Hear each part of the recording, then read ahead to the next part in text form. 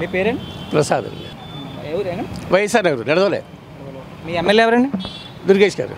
ఎలా ఉందండి పరిపాలన, ఎలా ఉంది అసలు? ఆయన బాగానే ఉందండి, మంచోడే. అంటే ఇది కూటమి ప్రభుత్వం వచ్చి దాదాపు సంవత్సరం కాలం గడుస్తుంది. ఈ సంవత్సర కాలంలో పరిపాలన ఎలా ఉందంటారు మొత్తానికి అసలు? కూటమి ప్రభుత్వం మీద ఎలా ఉన్నాయి కానీ మా మంత్రి గారు మాత్రం బేషే. ఎందుకంటే ఏవో పథకాలు ఇస్తున్నాడు టీడీపీ వాడు, అన్నీ పక్కన పెట్టండి, జరగ అవి పక్కన పెట్టండి. మాకు మిరిసి ఇవ్వడం ఫస్ట్ టైము. ఇది కూడా మంచిగా వచ్చాడు. నేనైతే వేరే పార్టీ వాడినే, కానీ దుర్గేష్ గారి విషయం వచ్చేటప్పటికి మాత్రం ఆయన అభినందించేస్తుంది. అంటే గతంలో ఏం చేశాడో పక్కన పెట్టండి. నేను బాగా చేస్తాను వచ్చాడు చంద్రబాబు నాయుడు గారు, నేను చాలా బాగా చేస్తానని చెప్పాడు. నువ్వు చేసింది ఏది? అది మైనస్. అక్కడ కూటమి నేతల్లో వ్యత్యాసం ఏమైనా ఉందా?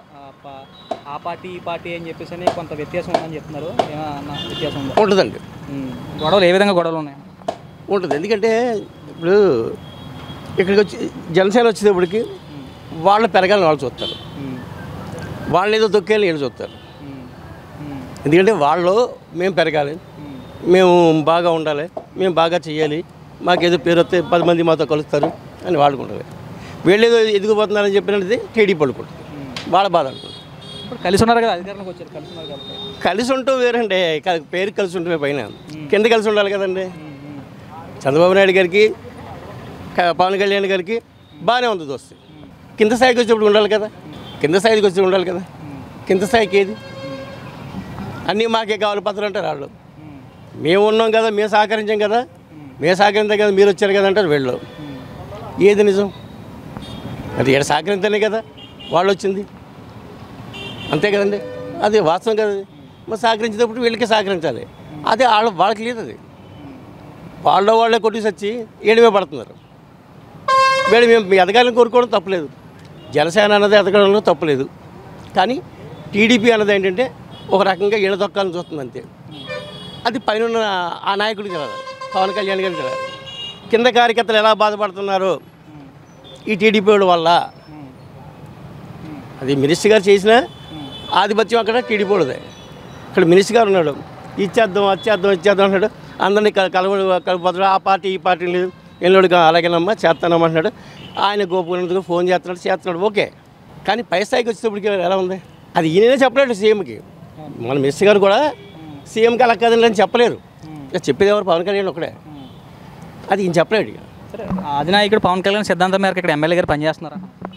అది కరెక్ట్. అది ఆయన అంతసేపు చంద్రబాబు నాయుడు తీసుకోడు, పవన్ కళ్యాణ్తే తీసుకుంటాడు. వాళ్ళ కార్యకర్తల గురించి చూసుకుంటాడు, తప్పలేదు.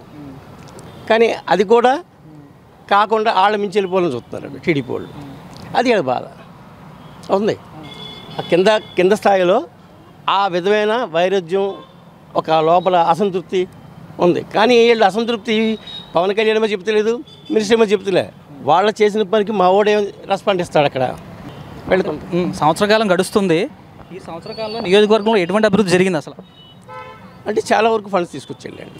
ఫండ్స్ అంటే ఏ విధంగా? రోడ్లు ఏమైనా కొత్త రోడ్లు వేసారేమన్నా? రోడ్ల గురించి కానీ, లేకపోతే కొద్దిగా రాని కొన్ని ఫండ్స్ కానీ మున్సిపాలిటీకి చేసాడు. అతను అంటాకి సరిపోం. గత ప్రభుత్వం పాలన బాగుందా, ఈ ప్రభుత్వం పాలన బాగుందా? నాకైతే బాబు గారి పాలన నచ్చలేదు. నాకైతే నచ్చలేదు. స్టేట్లో నచ్చలేదా, నియోజకవర్గంలో నచ్చలేదా అంటారు? స్టేట్ వైడ్ మీద నచ్చలేదు, నియోజకవర్గంలో బాగుందంటారు. నియోజకవర్గంలో మినిస్టర్స్ ఉన్నారు, జనసేన ఉన్నారు, ఈ మినిస్టర్స్ ఉన్నారు కాబట్టి ఏదో చేయాలి, మనం ఏదో చేయాలని ఆతొదుగుతుంది. ఈ జనసేన మినిస్టర్లు ఏంటి ఒక తాపత్రం ఉంది. కానీ ఆ స్థాయిలో పైన సహకరించేది లేదనుకుంటున్నాను చంద్రబాబు నాయుడు గారు. చంద్రబాబు నాయుడు సరిగ్గా చేయట్లేదని చెప్పి ఈ కార్యకర్తల్లో ఉంది, ఏళ్ళలో ఉంది, వాళ్ళలో ఉంది. పవన్ కళ్యాణ్ మీద వ్యతిరేకత లేదు, అందుకే అతని మీద లేదు, చంద్రబాబు నాయుడు మీద ఉంది కొద్ది గొప్ప. సరే, 1 నేషన్ 1 ఎలక్షన్ అని చెప్పేసి అంటున్నారు.